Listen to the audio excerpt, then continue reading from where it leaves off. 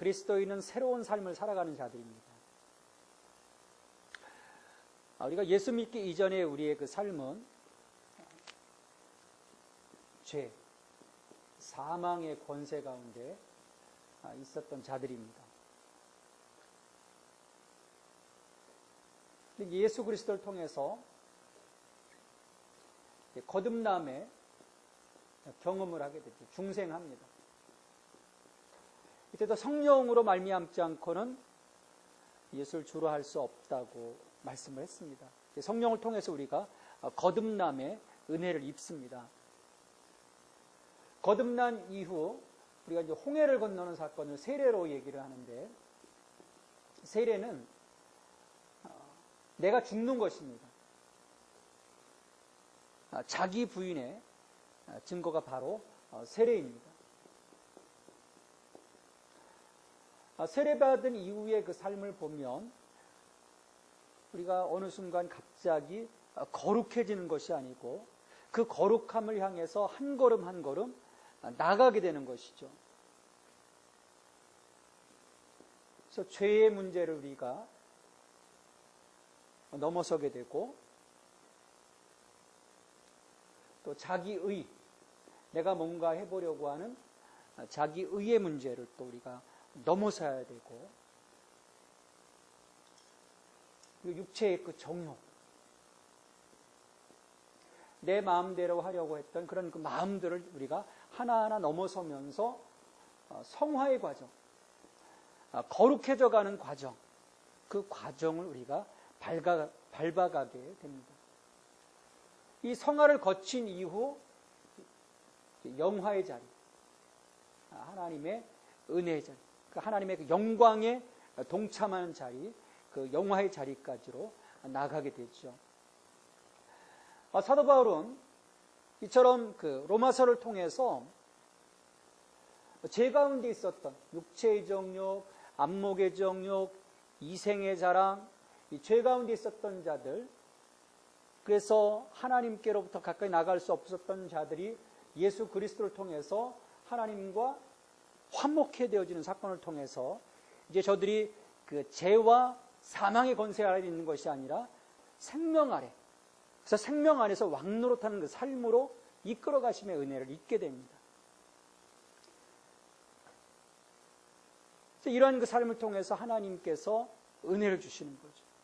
어떤 은혜를 주시냐면 넉넉히 이길 수 있는, 이 과정들을 통해서 하나님의 능력 안에서 넉넉히 이길 수 있는, 간신히 이기는 신승이 아니라 압승의 삶을 살아갈 수 있도록 하나님이 우리의 삶을 회복시켜 주시고, 또 그뿐만 아니라 하나님의 사랑에서 어떤 것이라도 우리를 끊을 수 없다라고 우리의 삶을 보장을 해 주십니다.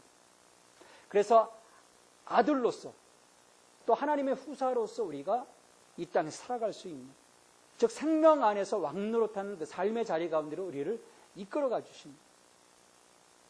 그래서 사도 바울은 9장으로부터 11장까지에서는 이스라엘의 하나님에 대한 구원에게 이스라엘이 거부했지만 그 거부함을 통해서 이방 민족을 향하신 하나님의 구원의 계획이 온전히 다 이루어진 이후에 다시금 이스라엘을 회복하는 구원의 사건에 대해서 이야기를 하고, 다시금 12장부터 들어가면서 그러면 어떻게 우리가 생명 안에서 왕노릇하는 그 삶의 모습을 가지고 살아갈 것인가 이야기를 시작을 합니다.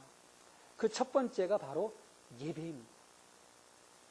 항상 하나님과의 관계, 어떻게 우리가 하나님 앞에 설 것인가, 어떻게 하나님을 섬길 것인가, 이 부분을 사도 바울은 이야기를 하기 시작합니다. 영적 예배,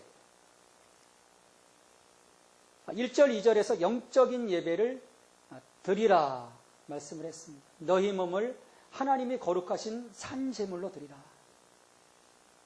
너희 몸,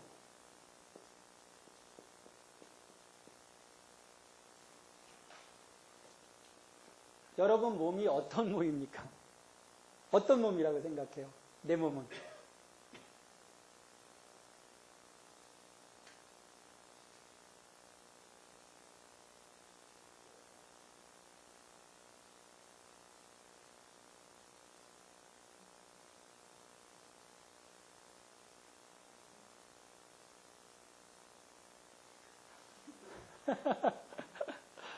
우리 고린도전서 6장 19절 20절에 보면 그리스도의 생명을 대가로 산. 그러니까 나는 예수님의 생명의 대가로 산 귀한 존재입니다. 요즘 보면 그 운동선수들 맛 트레이닝을 하잖아요. 내가 값어치가 있는 사람이에요. 그리스도의 생명을 대가로 지불하고 사신 하나님의 소유. 그리고 하나님의 전이라고 했습니다. 성령, 하나님께서 거하시는 성전. 이게 우리 몸이에요. 그냥 없어질, 유물론적인 사관으로 보면 그냥 썩어질 것이지만, 그러나 하나님의 우리를 향하신 그 마음은 이 몸을 하나님께 드리라는 것입니다. 거룩한 산 제물로 드리라. 자, 구약에서 보면 짐승을 드렸어요. 짐승을 죽여서 드렸습니다. 죽은 제사를 드립니다. 여기서는 제물을 준비하는 거예요. 준비. 내가 준비해야 돼요. 제물을. 구약의 제사입니다. 근데 신약에서의 제사는 나 자신입니다. 여기서는 제물이 뭡니까? 내가 제물이 되는 거예요. 내가. 너희 몸을 거룩한 산 제사로 드리라. 이게 우리가 드릴 영적 예배라는 거죠. 그래서 나를 드리라는 게 뭡니까? 나를 그냥 드려버리면 이례적으로 끝날 수 있는 거잖아요. 물리적으로 보면. 한 번, 나 그냥 죽었습니다. 그리 할 수 있는 거거든요. 근데 그게 아니에요. 여기서 나를 드리라. 산제사로 드리라. 그것은 이례적인 것이 아니라 매일의 삶을 구별해서 나를 산채로 구별해서 하나님께 드리라. 매일매일의 삶을 통해서. 이례적인 사건이 아니에요. 매일매일.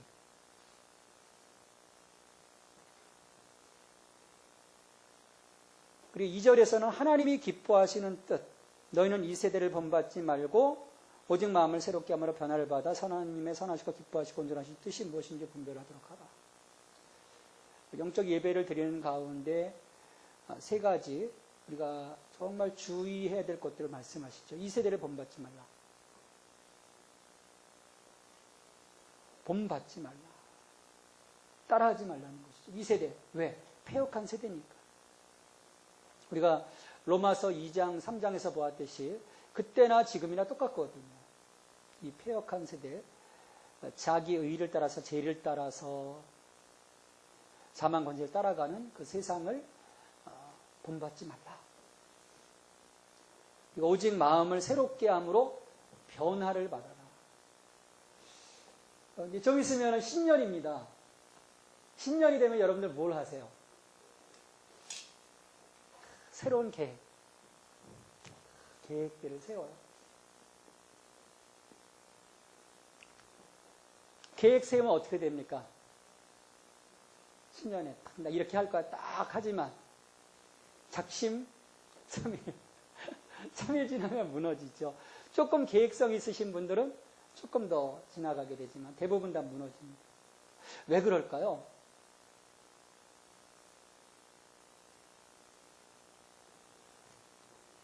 우리의 삶의 변화는 마음의 변화부터 이루어져야 됩니다. 마음이 변화되어야 되죠. 그래서 가치관, 생각, 감정 이것들이 바뀌지 않으면 결코 변화가 이루어질 수 없습니다. 그래서 마음을 새롭게 함으로 변화를 받아요. 이 변화의 중심에는 누가 있느냐? 성령. 내가 바뀌는 건 작심삼일이더라고요. 해보니까. 어느 분은 또 그러면 계속 하려면 3일마다 결단하면 되지. 작심삼일이니까. 아유, 그런 짓을 어떻게 합니까? 우리의 심령, 우리의 삶의 그 패러다임이 바뀌려고 하면 성령께서 우리의 마음. 그래서 마음의 할례를 받아라. 마음의 할례를 받으라고 하는 이유도 거기에 있습니다.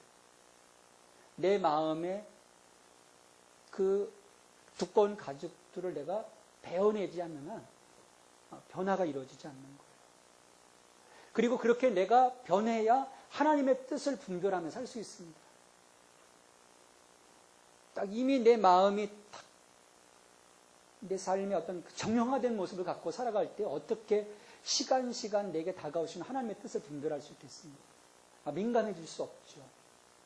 그래서 이 영적 예배를 통해서 하나님께 나를 올려드림과 동시에 내 마음의 변화를 통해서 변화를 받고 하나님의 뜻이 무엇인지 늘 그 분별하는 그 삶. 이것을 하나님은 8장 이후 생명 안에서 왕노릇하는 그 여러 가지 성화의 과정 속에서 이길 수 있도록 우리를 세워주신 그 목적. 예배가 살아노릇하는 거예요. 하나님과의 관계. 그래서 하나님의 그 뜻을 우선하고 하나님이 기뻐하시는 그 삶을 살아가는. 그리고 그런 삶을 살아가는 자들, 산제사로 자신을 드리는 그 신자는 그리스도의 몸된 이 교회 안에서 자신의 은사를 발견하고 어떻게 그러면 이 교회를 섬겨갈 것인가, 그리스도의 몸된 교회를 섬겨갈 것인가, 또 마음에 결단을 하게 되죠. 그래서 사도 바울은 3장부터 13절까지 은사로 섬길 것에 대해서 이야기를 합니다. 은사. 하나님 주신 은사. 하나님의 은사를 주신 목적이 뭘까요? 은사. 내게 은사가 있다. 여러분 은사가 있으신가요? 이 침묵하는 것도 은사입니다. 침묵도 은사예요. 왜냐하면 이 성경이 혀에 대한 부분을 아주 강조하기 때문에 침묵도 은사입니다. 지체라면 반드시 그 역할을 감당할 수 있도록, 그 몸에서 역할을 감당할 수 있도록 하나님이 은사를 주십니다. 우리 몸에서 필요 없는 부분이 있나요? 필요 없는 부분, 혹시 여러분 필요 없는 부분 갖고 계세요? 냉장도 태화됐다고 하지만 필요합니다. 저는 그 몸에서 하나 떼어낸 게 있어요. 제 몸에 하나 없는 게 있습니다. 굉장한 걸 떼어낸 건 아니고요. 편도선. 의사가 편도선 그냥 자꾸 부으니까 떼어내세요. 떼어내고 나니까요. 와, 편도선이 그렇게 귀한 줄 몰랐어요. 편도선이 제 전선에서 병균을 막아주는 거예요. 그러니까 저는 편도선이 없다 보니까 이게 뒤로 넘어가가지고 편도선염이 아니라 후두염으로 와요. 와, 더 고생합니다. 우리 안에 있는 지체 하나하나들은 다 기능이 있는 거예요. 마찬가지로 주님의 몸된 교회 안에 우리가 한 사람 한 사람이 다 지체입니다. 그러면 하나님이 분명히 은사를 주셨어요. 그래서 우리가 은사를 발견해야 합니다. 그래서 우리 은사 개발이라고 하잖아요. 은사 개발. 내 안에 어떤 은사가 있을까? 성경에 보면 네 군데에서 은사에 대해서 얘기합니다. 근데 이게 전부가 아니에요. 하나님은 늘 창조적으로 우리에게 은사를 주시기 때문에 또 다른 은사로 우리에게 다가올 수가 있습니다. 은사의 종류를 보면 로마서 12장 6절 8절에서 예언, 섬김, 가르침, 권위, 구제, 다스림, 긍휼을 베품, 또 고린도전서 12장 8절로 11절, 26절, 31절에서 예언, 가르침, 다스리는 것, 돕는 것, 지혜, 지식, 믿음, 병고침, 기적행함, 영분별, 방언, 방언통역, 사도, 그리고 에베소서 4장 11절에서 예언, 목사, 교사, 사도, 복음 전하는 자, 베드로전서 4장 10절에서 11절 섬김, 일하는 자. 다양한 은사를 주셨어요. 이런 은사들을 통해서 하나님이 원하시는 것은 교회예요. 사람의 유익이 아닙니다. 사람의 유익이 아니에요. 이 은사 가운데서도 요즘 가장 교회 안에서 늘 문제가 되는 게 보면 예언인 것 같아요. 예언. 막 예언 기도 받으러 가고 그래요. 근데 그 예언기도 받으러 가는 사람의 마음속에는 어떤 심성이 있을까요? 연초에 점집 가는 거하고 거의 비슷한, 내 인생의 기흉사를 좀 알아보고 싶은 마음에 사실은 예언기도를 받으러 가는 경우들이 많아요. 근데 예언기도는 그게 아닙니다. 그러니까 어떤 그 기흉을 점치는 은사가 아니에요. 하나님의 뜻, 하나님의 그 말씀, 하나님의 계획이 어떻게 이루어질 것인지에 대해서 하나님이 우리에게 지혜를 주시는 겁니다. 말씀을 통해서. 그래서 우리로 하여금 그런 그 하나님의 선하신 계획 가운데 설 수 있도록 방향을 잡아주는 거지, 넌 이렇게 될 것이야, 이렇게 준비해, 어떤 야, 글로 가면 안 돼, 그런 게 아닙니다. 우리가 예언에 대한 부분을 좀 더, 근데 예언에 대한 부분은 굉장히 중요해요. 교회 안에서. 그래서 권면하고 말씀으로. 외국 그런 그 은사가 충만한 그 교회들 가운데 미국 같은 경우는 이런 부분들이 괜찮아요. 근데 이 한국은 자꾸 이 부정적인 쪽으로 흘러갑니다. 그래서 우리가 교회를 세워가는, 덕을 세우는 거거든요. 모든 은사의 목적은 주님의 몸된 교회를 세워가는 겁니다. 덕을 세워가는 것이죠. 성도를 세워가고 성도를 온전하게 하고. 그래서 여러분들이 은사를 간구하셔야 돼요. 이게 가르치는 은사를 주셨는지, 아니면 섬김의 은사를 주셨는지, 믿음의 은사를 주셨는지, 아니면 방언의 은사를 주셨는지, 통역의 은사를 주셨는지. 주님, 내가 이렇게 좀 하고 싶습니다. 내 안에 이런 은사들이 좀 이렇게 이루어질 수 있도록 여러분들이 그런 그 바람을 갖고 또 기도를 하셔야 됩니다. 자, 이처럼 그 영적인 예배, 그리고 은사. 세 번째 이제 사도 바울이 이야기하는 부분은 인간 관계에 대한 부분을 이야기를 합니다. 자, 예배의 절정은 원수를 사랑하는 것이다. 14절부터 21절에서 산제사로 자신을 드리는 신자는 모든 인간관계에서 특히 자신이 핍박을 받는 관계에서 사랑으로 악을 이길 것이다. 14절에 보면 핍박하는 자를 축복하라. 18절에 보면 악으로 악을 갚지 말고 선한 일을 도모하라. 악에게 지지 말고 21절에 손으로 악을 이기라. 사랑. 예배의 절정은 사랑입니다. 왜냐하면 예배는 하나님의 그 성품, 하나님의 그 거룩하신 그 광의 가운데 들어가서 그분으로 내가 젖어지는 것입니다. 그래서 하나님의 그 사랑이라고 하는 그 성품 속으로 들어가서 내가 받은 그 사랑 안에서 그 하나님의 그 사랑으로 내가 다 덮여주는 거예요. 그래서 그 마음을 가지고 돌이켜서 나와서 내가 먼저는 하나님을 향한 사랑. 그래서 가장 중요한 부분은 주를 향한 사랑이에요. 주를 향한 사랑. 이게 이제 11절에서 이야기를 하죠. 주를 향한 사랑. 위로는 주님을 향한 사랑. 그리고 나를 향한 사랑. 자기를 향한 사랑이 있어야 돼요. 여러분, 본인을 사랑하십니까? 자학하시는 분들 참 많아요. 나는 왜 이럴까? 나는 왜 이렇게 공부도 못하고, 나는 왜 이렇게 능력도 못하고, 나는 왜 이렇게 시집도 못가고, 나는 왜 이렇게 장가도 못 가고. 자기를 향한 사랑이 참 중요합니다. 자존감이죠. 자존감.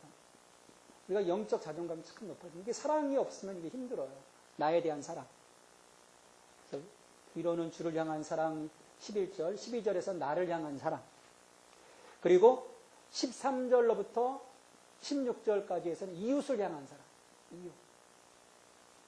위로, 그리고 나, 그리고 옆으로. 이웃을 향한 사랑. 그리고 14절, 그리고 17절, 21절에서는 원수와 박해자에 대한 사랑. 원수. 전에 어느 드라마, 노인들, 어르신들 나오는 그 저게 보니까 할머니한테 영감님이 우리 무슨 사이 물어보니까 거긴 천생연분인데 답은 평생 원수라고 그러시더라고요. 평생 원수. 얼마나 백업을 잡았는지. 원수와 박해자에 대한 사랑. 그래서 이 12장에서는 영적인 예배. 영적인 예배를 통해서 하나님을 향한 우리들의 그 섬김. 그리고 주신 은사를 통해서 교회를 섬기고 또 내가 하나님의 그 사랑 가운데 풍성하게 젖어서 다시금 하나님을 향한 그 사랑을 올려드림과 동시에 나를 사랑하고 또 이웃을 사랑하고 그리고 이런 것 보편적인 사랑을 넘어서 정말 원수 나를 박해하는 자까지도 사랑하는 그 삶의 그 모습 이것을 이제 12장에서 사도 바울은 로마교회 교인들을 향해서 요청을 합니다. 이런 삶을 살라. 예배자로서 이런 삶을 살라.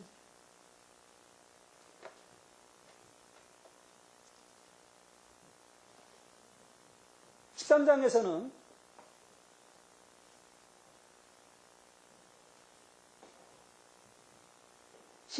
이제 교회 안에서에 대한 부분이 예배를 통해서 다뤄졌고 13장에서는 사회생활입니다.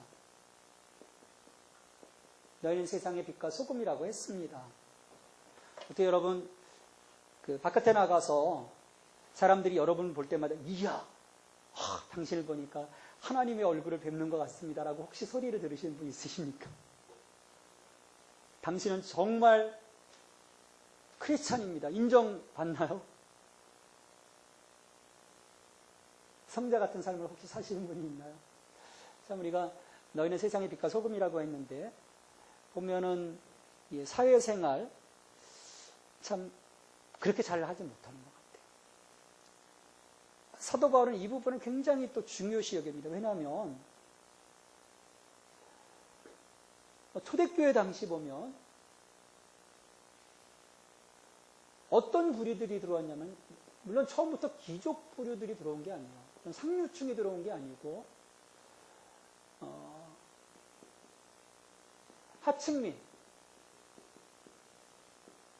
노예 그룹들 그렇지 못한 하층민 부류들이 많이 들어오게 됩니다. 그러니까 기득권 세력에 눌려있는 사람들이 많이 들어왔다는 거죠. 그래서 이런 자들을 향해서 어떤 그 사회생활 사실은 쉽지 않은 부분, 왜냐하면 억압받고 있기 때문에. 근데 이러한 그 세상과의 어떤 관계에 있어서 하나님의 그 백성, 그리스도인으로서 어떻게 지혜롭게 행할 것인지 사도 바울은 늘 염두에 두고 있었던 것입니다. 그런데 이 교회가 사회와의 관계에서 어떤 건강한 관계를 유지하지 못하면 늘 문제가 발생해요. 문제가 발생합니다. 그래서 먼저는 이 목회자들이 건강한 사회관을 사실은 갖고 있어야 돼요. 목회자들이. 이걸 못 갖고 있으면 교회 전체, 공동체가 또 엉뚱한 방향으로 흘러가게 됩니다. 그래서 사도 바울은 이러한 것들을 염두에 두면서 하나하나 이 관계들을 이어져 가게 되죠.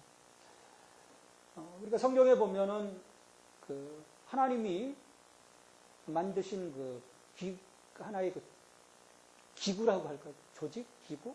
가장 최초는 이제 가정이잖아요. 아담과 하와. 가정을 만드셨고, 또 하나님이 국가를 교회를 만드시고. 그래서 이 국가에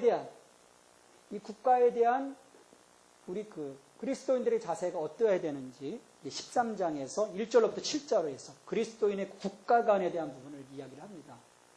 근데 이때 사도 바울이 이 국가관에 대해서 쓸 당시에 로마의 통치자가 누구였느냐?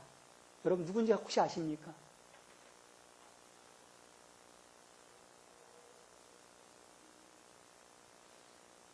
그 유명한 검은 고양이 네로. 네로갑니다. 네로에 의해서 바울도 순교를 당하죠. 참수형을 당하죠. 로마에 불을 질러놓고 다 시한수 웃고 폭동이 일어나니까 이 모든 그 덤태기를 다 누구에게 씌웁니까? 그리스도인들에게 또 씌어가지고 많은 사람들이 또 어려움을 당하고 그런 네로였어요. 이 네로가 통치하는 국가 로마 거기에 대해서 뭐라고 합니까? 각 사람은 위에 있는 권세들에게 복종하라. 권세는 하나님으로부터 나지 않음이 없나니 모든 권세는 다 하나님께서 정하신 바라. 권세에 복종하라. 그리스도인은 두 개의 영역의 통치를 받습니다. 하나는 국가, 이 땅에서의 국가의 통치를 받고 또 하나는 하나님의 주권 아래 우리가 살아갑니다. 우리가 하나님 아래 그 주권 아래 살아가지만 현재 우리의 몸이 있는 이 땅에서의 그리스도인으로서의 그 삶의 모습은 국가 권력에 순종하라는 거예요.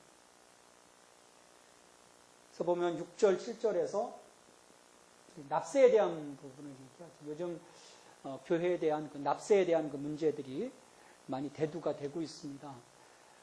물론 저 같은 경우도 옛날 그 영락교회에서 전임전사 할 때는 냈습니다. 세금을. 대형 교회들은 지금도 대형 교회들은 다 하고 있어요. 웬만한 교회들은.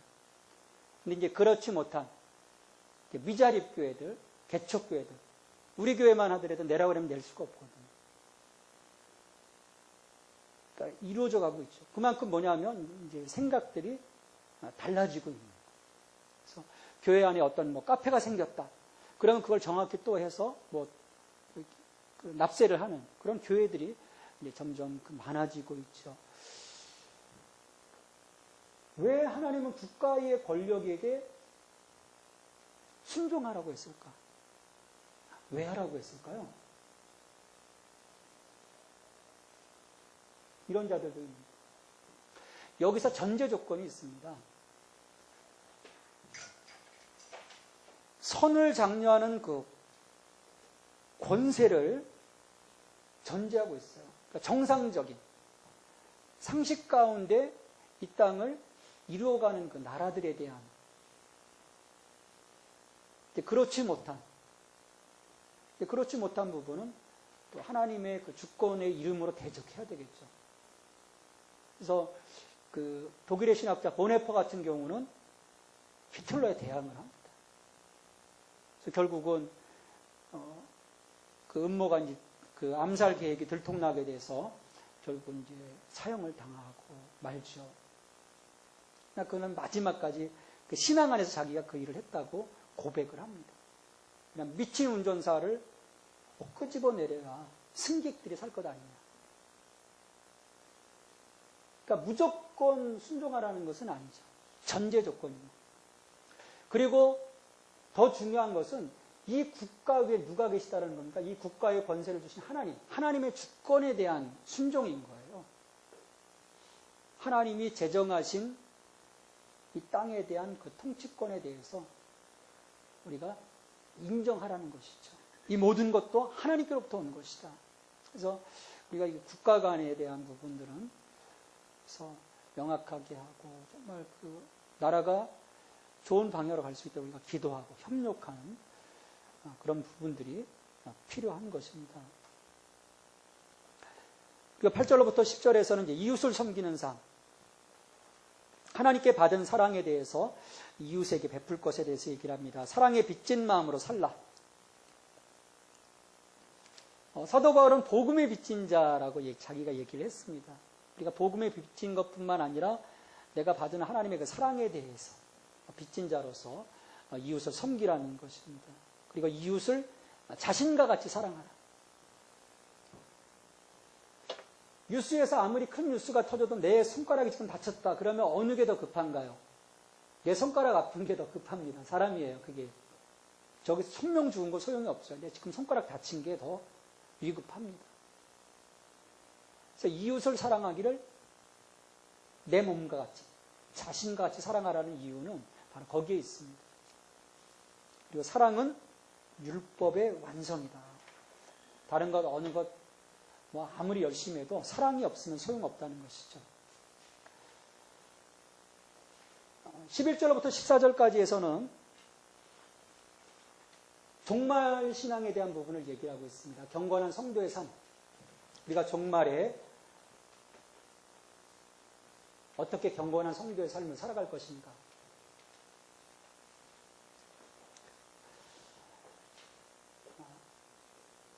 우리가 종말을 산다고 하고 있습니다. 종말. 종말은 언제 오나요?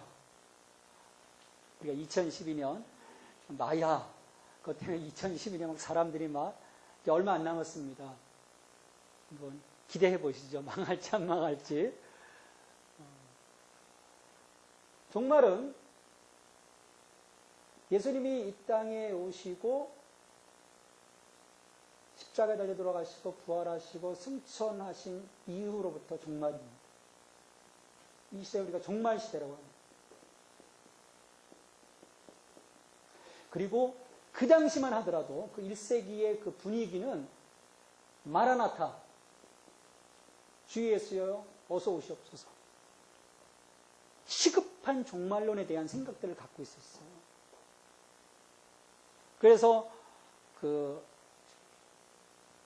긴박한 이 종말론에 사로잡혀 있는 자들은 어떻게 했는지 아십니까? 다 때려치고 흰 옷 입고 다 산에 올라가요. 마라나타 주여 어서 오시옵소서. 그래서 사도 바울이 일하기 싫은 사람은 먹지도 말라 하는 이유가 거기입니다. 그냥 주님 올 건데 뭐 일해.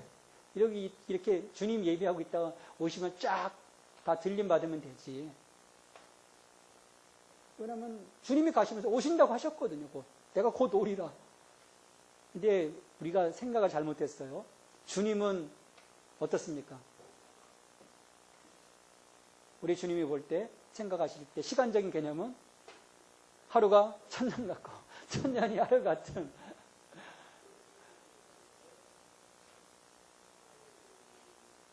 우리가 알 수 없어요. 이날 주님이 다시 재림하시는 그날 새하늘과 새 땅이 도래하는 날은 누구만이 아신다고 했습니까? 하나님만이 아신다고 했어요. 자, 그러면 우리가 그리스도인으로서 무엇이 중요하냐? 세 가지 질문을 던져볼 수 있습니다. 지금이 어느 때인가? 그리고 우리가 이 때를 살아가면서 어떻게 그리스도인의 신부로서 단장을 할 것인가? 그리고 우리의 삶에서 버려야 될 것은 무엇인가? 우리 히브리서 12장 1절 2절에 보면 모든 무거운 짐과 죄를 벗어버리고 우리의 표대신 예수 그리스도를 바라보며 뛰어갈 것, 믿음의 경주를 할 것에 대해서 이야기를 합니다. 뭘 버려야 될 거냐? 왜냐하면 우리가 뛰어가려면 버려야 되잖아요.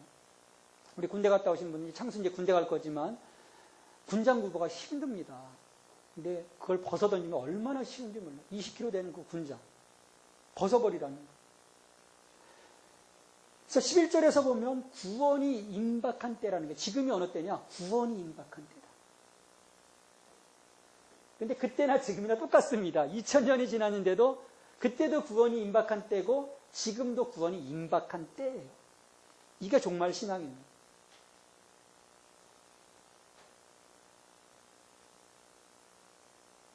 자다가 깰 때가 벌써 되었으니 11절에서 보면 자다가 깰 때가 되었다. 이는 이제 우리의 구원이 처음 믿을 때보다 가까웠습니다. 그래서 그러면 어떻게 우리가 그리스도의 신부로서 단장을 하며 이 종말의 때 가까이 임한 구원을 맞이할 것인가? 우리가 입으려고 하면 어떻게 됩니까? 내가 지금 옷이 더럽혀져 있어요. 그러면 그 옷을 벗어야 됩니다. 더러운 옷을 벗어버리라. 어둠의 일을 벗으라. 어둠의 일. 합당치 못한 행위들. 그러니까 내가 예수 믿기 이전에 내 삶에 습관되어 있던 이미 프로그래밍 되어 있던 것들을 다 벗어버리랍니다. 이 프로그래밍 되어 있는 것들을 벗어버린다는 게 쉽지가 않습니다. 왜냐하면 그냥 순간적으로 가버리거든요. 그 방향으로. 벗은 다음에 반드시 해야 될 것이 빛의 갑옷을 입으라는 거예요. 그리스도로 옷 입으라. 오직 주 예수 그리스도로 옷 입고 그리스도로 옷 입으라. 그리스도로는 삶의 패턴을 바꾸는 것입니다. 스타일을 바꾸는 것이죠. 강남 스타일, 요즘 이제 사그라들었더라고요. 이제 강남 스타일. 또 그것도 패러디해가지고 그건 예수 스타일이 아니에요. 강남 스타일 그 짝퉁일 뿐이지 새로운 패턴으로 가야 되는 거예요. 같은 스타일로 가면 안 돼요. 이름만 바꿔서는 안 됩니다. 완전히 천지가 개벽하듯이 내 삶의 패러다임이 다 바뀌어야 되는 것입니다. 그게 빛의 갑옷을 입는 사건이죠. 그리스도를 입는 사건.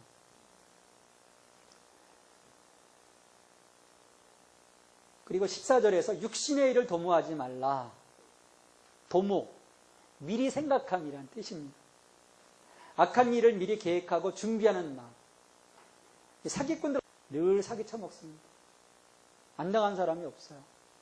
어느 날 어디 신방 갔다가 어느 집사님 이렇게 식사를 사주시면서 어느 호텔에 잠깐 갔다가 화장실에 들어가는 순간에 이 친구가 딱 나타난 거예요.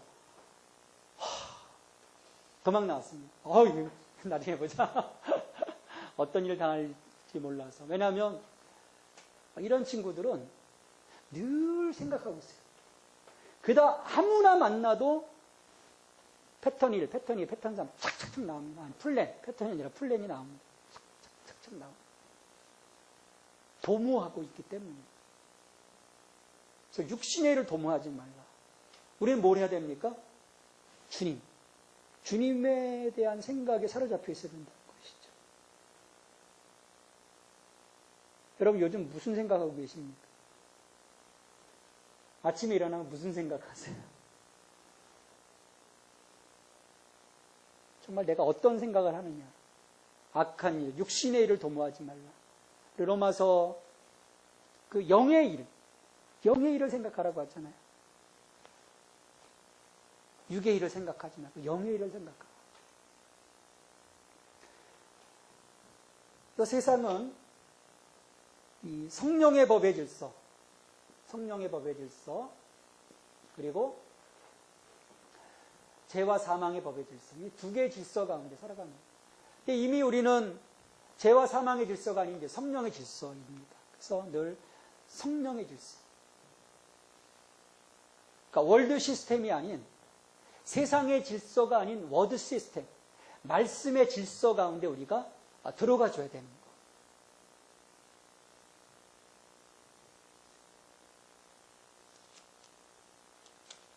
사도 바울이 이제 14장으로 넘어가면서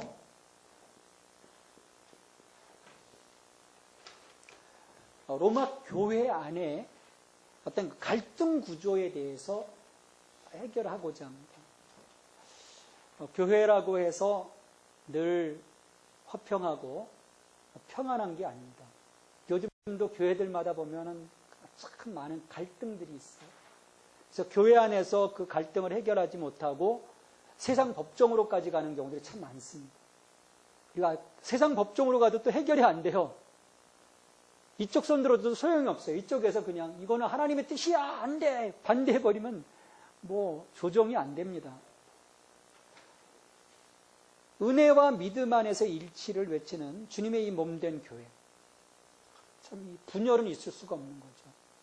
왜냐하면 분열을 조장하는 것은 사탄이기 때문입니다. 근데 교회 안에도 보면 이 로마 교회 안에도 마찬가지였었어요. 믿음이 강한 자들과 믿음이 연약한 자들이 같이 어우러져 있습니다. 여기 계신 분들은 다 믿음이 강한 자들이시죠? 믿음 약한 자들, 이렇게 초신자들 들어오면 여러분 어떠세요? 못하는 게 배나요? 안 배나요? 보입니다. 아유, 참, 나도 옛날에 저랬는데.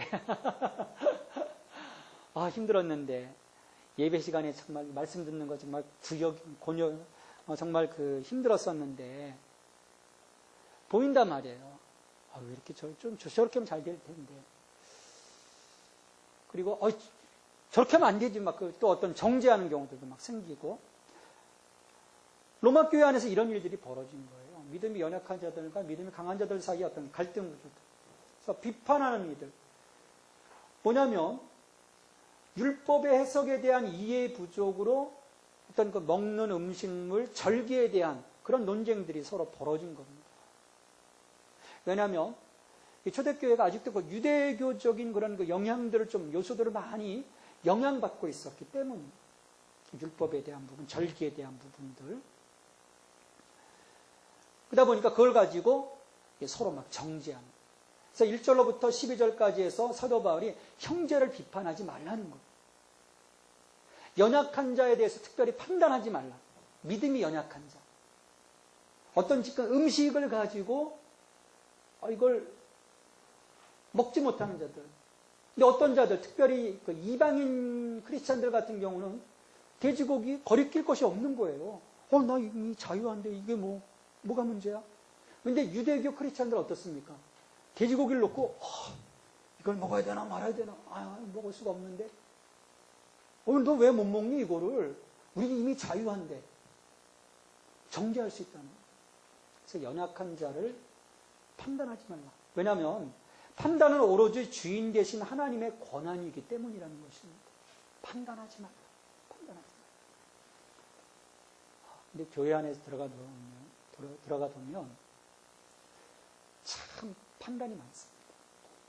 하나님은 우리를 제사장으로 세워서 딱 중보하고 품으라고 하셨는데 검사들이 많아요. 검사는 누굽니까? 사탄이거든요. 우리 욥기에 보면 천상의 얘기가 나와요. 천상의 얘기가 나와서 욥을 하나님이 이야 이런 욥 이런 친구가 없다 그럴 때 치고 나오는 게 누굽니까? 사탄이에요. 무슨 말씀이십니까? 하나님 잘해주시니까 저러지. 저 친구 한번 쳐보십시오. 발끈해가지고 하나님께 뭐라고 할 겁니다. 참소하는 자. 판단은 하나님께 있다.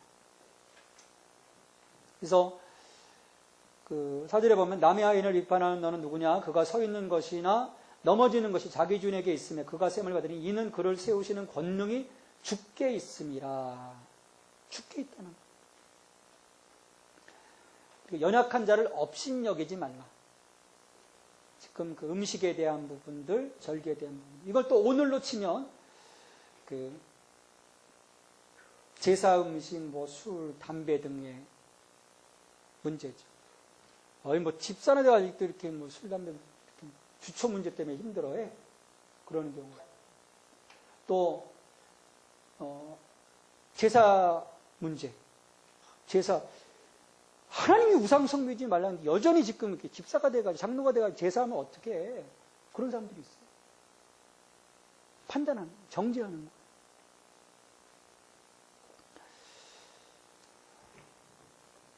교회 안에 보면 성경에서 분명히 규정한 그 내용 외에 성경에서 가타부타를 이야기하지 않는 아디아포라의 문제가 있습니다.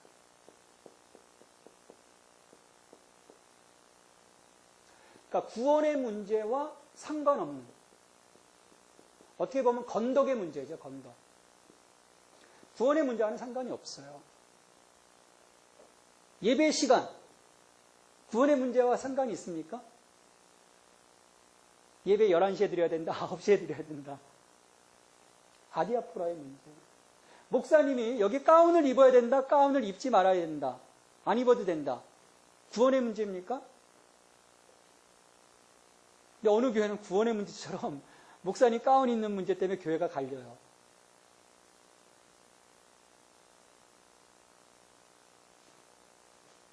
아디아포라. 이게 참 많습니다. 소위 그 본질의 문제가 아니라는 거예요, 이거는. 비본질이에요, 비본질. 근데 교회가 본질, 구원의 문제, 하나님에 대한 주권, 예수 그리스도, 성령님, 그 본질에 대한 문제보다는 이 비본질적인 아디아포라의 문제, 목숨 거는 경우들이 참 많습니다. 뭘 먹었느니, 뭘 안 먹었느니, 뭘 지켰느니, 뭘 안 지켰느니. 참 피곤해요, 교회가. 그러다 보니까.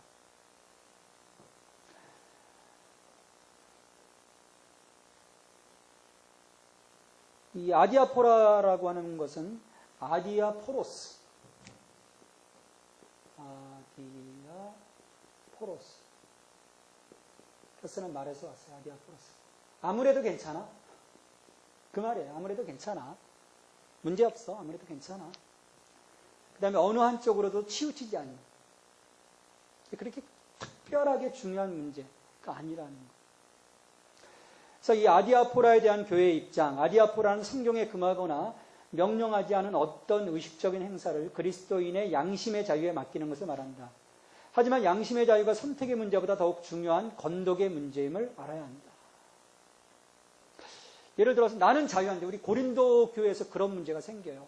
그래서 막 제사 음식, 고린도 같은 경우는 거의 다 고깃집의 고기들이 우상 신전에 바쳐졌다가 밀거래에서 팔려 나온 고기들이 참 많습니다. 그걸 모르고 먹으면 괜찮은데 누가 알았단 말이에요. 그러면 나는 괜찮아요. 그거 먹어도 자유하니까. 그런데 무슨 문제? 이건 구원의 문제랑 상관이 없지만 옆에 있는 사람이 이걸 알았어요. 약한 사람이. 저거 먹으면 안 되는데? 그러면은 나는 괜찮지만 이 사람 때문에 어떻게 됩니까? 먹지 말아야 된다는 거죠. 건덕을 위해서. 교회의 건덕을 위해서. 근데 이 로마 교회 안에서는 그런 거 가지고 막 싸우는 거예요. 정죄하고 비판하고. 그래서 4번에 보면 각 사람은 하나님의 심판대 앞에 서야 한다. 그러므로 남을 심판하는 것은 각 사람의 과제일 수 없다. 하나님을 위해서 무엇을 적합하게 할 수 있는가는 그 방법에 대해 다르게 생각하는 사람들에 의해서 정죄될 수 없다. 그래서 사도 바울은 13절로부터 23절에서 중요한 결론을 내립니다. 그런 것에 신경 쓰지 말고 덕세우기를 힘쓰라는 거예요. 왜냐하면 17절에 보면 하나님 나라는, 우리 한번 17절 말씀 읽어보겠습니다. 14장 17절. 하나님의 나라는 먹는 것과 마시는 것이 아니요 오직 성령 안에 있는 의와 평강과 희락이라. 하나님 나라는 옳은 것보다 더 중요한 것이 있다는 것입니다. 가장 중요한 것은 사랑으로 행하라는 것입니다. 의와 평강과 희락. 먹는 것, 마시는 것, 그것이 아니라는 거예요. 의와 평강과 희락. 사랑 안에 있는가. 세상 사람들은 못하는 사람들을 굉장히 비판합니다. 좀 제대로 해라. 왜 이렇게 못하니? 그렇게 하지 마라. 사람을 막 짓눌러 버리잖아요. 근데 바울은 더 강한 형제나 자매에게 다시는 서로 판단하지 말고 사람들을 감싸주라. 세워가라는 거죠. 왜냐하면 우리의 믿음을 세워주시는 것도, 우리가 성장하는 것도 하나님의 은혜입니다. 그러면 우리가 또 어떻게 되겠습니까? 사람을 살리는 쪽에 우리의 모든 것을 쏟아 부어야 한다는 것입니다. 우리의 에너지를. 그래서 19절에 보면 화평의 일과 서로 덕을 세우는 일을 힘쓰라. 그러므로 우리가 화평의 일과 서로 덕을 세우는 일을 힘쓰나니. 하나됨에, 그리고 서로를 세워줍니다. 근데 그렇지 못하면 하나님을 대적하는 거예요. 분열은. 그래서 우리가 편가름 같은 것은 절대 하지 말아야 됩니다.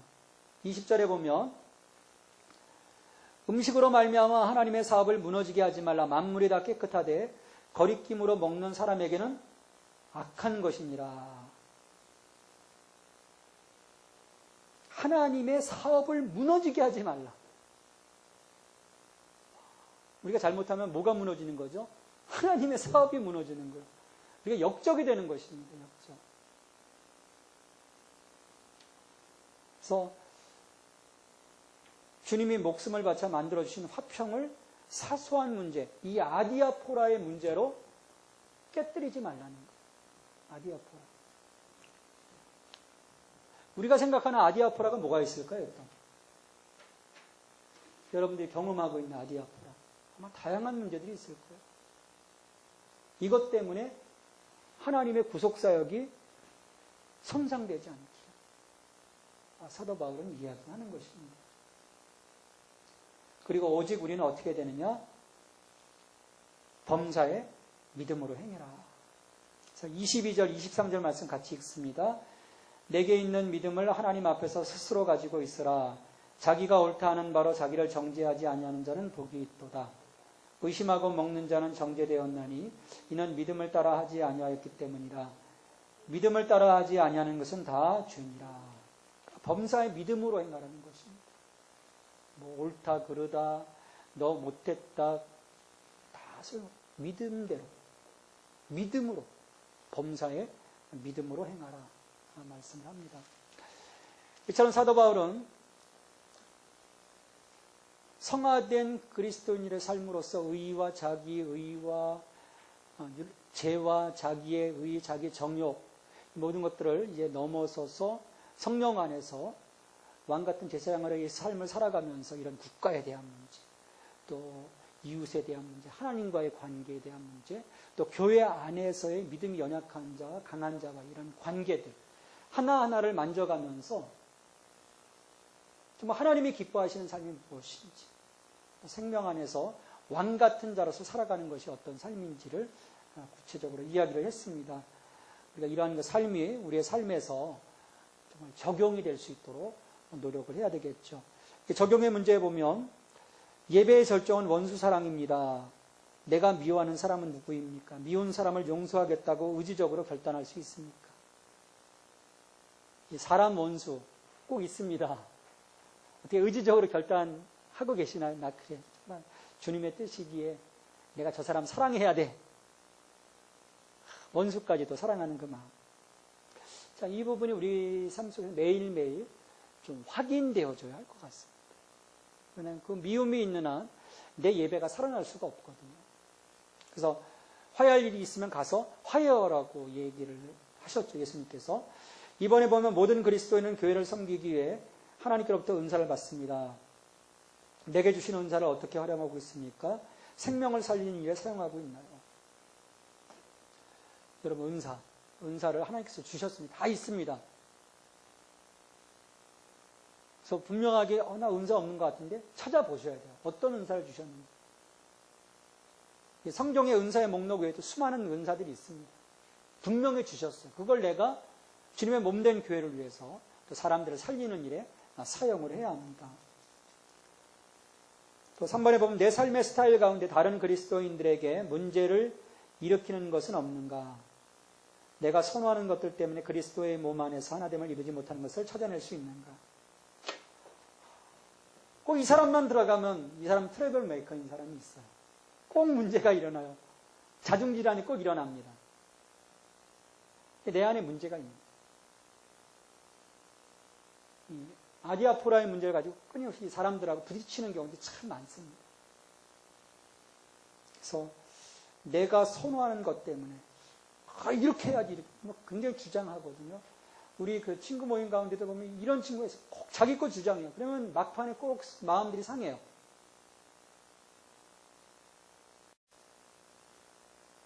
이런 그 아디아포라의 문제로 하나님의 그 사업이 무너지지 않도록, 손상되지 않도록 내가 선호하는 것보다 정말 그 하나님 기뻐하시는 것이 무엇인지, 본질적인 것이 무엇인지 늘 살펴볼 수 있는 지혜, 그 지혜가 우리 가운데 필요합니다. 우리 함께 이 시간 좀 기도하겠습니다. 기도할 때 주님, 우리 가운데 예배가 살아나게 하시고 또 내게 은사를 주셨는데 그 은사가 주님의 몸된 교회를 세워가는 데 있어서 사용될 수 있도록 도와주시고, 내가 이 아디아포라의 문제 때문에 사람들이 힘들게 하기보다는 오히려 사람들을 세워가고 또 내가 믿음이 강한 자로서 늘 연약한 자들을 살리는 일에 앞장설 수 있도록 하나님 도와주시옵소서. 우리 함께 기도하므로 오늘 말씀 공부를 마치도록 하겠습니다. 우리 함께 기도하겠습니다.